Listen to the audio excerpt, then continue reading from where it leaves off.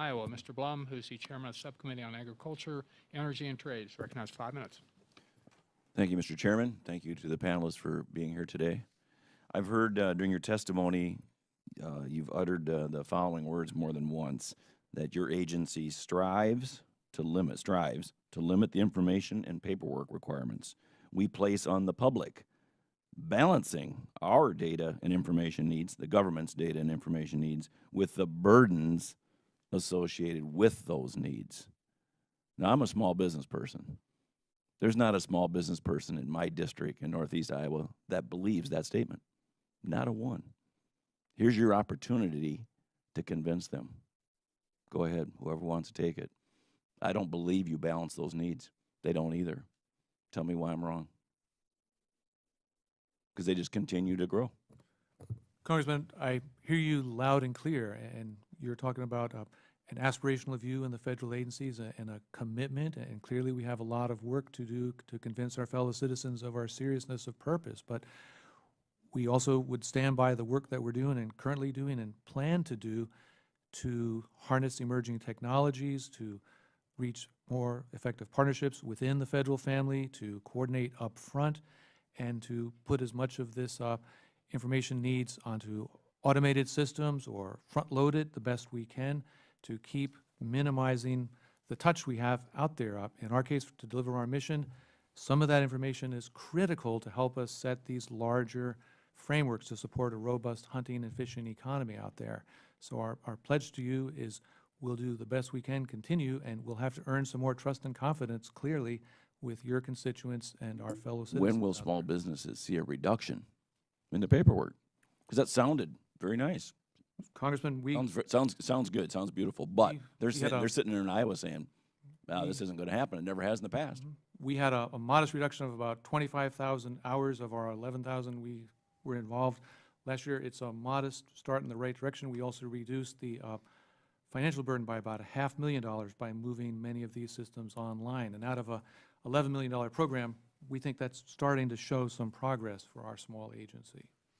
Can you imagine if we incentivized your agencies with bonuses in your paychecks if you reduced the regulatory burden on our businesses?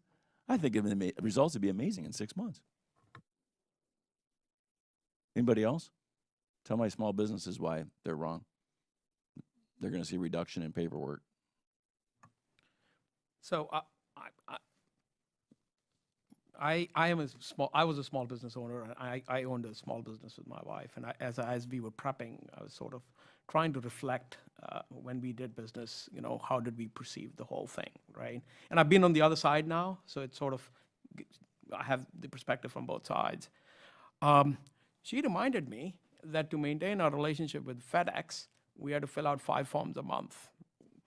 With UPS, another 5, right? Yet we perceived anything coming out of the local, state, and the federal government to be way more burdensome. And those forms are unwieldy too. Because you have a choice to work with FedEx or UPS or the United Postal Service. The businesses don't have a choice. The government shows up with a subpoena in hand and a bayonet, and it's by force. Right. There's a big difference.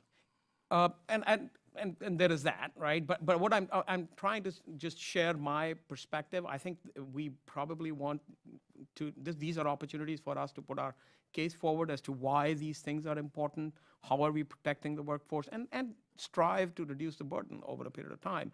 Our benefits.gov that I was talking about, that knits about 1,200 different programs across states, and so all you have to do is go in and plug in a few things, and they will tell you which 3, 4, 5 programs that you would be eligible for. And then you don't fill out, or you don't have to go through 100 things. Do most of these information requests come from Congress, or do they come from your agencies internally?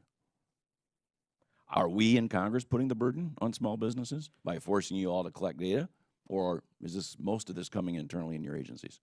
So I think... Be quick, I've only got 30 seconds. I think there is a bit of both. I would like to quote the chairman from the last hearing. He said, we've met the enemy and it is us.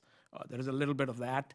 But then there are program needs that are defined by the program areas as well. I have 15 seconds. I just want to conclude by saying small businesses have zero resources available. None. Every time asked them for a bit of information. We just taxed them. It's a tax on small businesses. And I don't like the word strive. Let's just do it.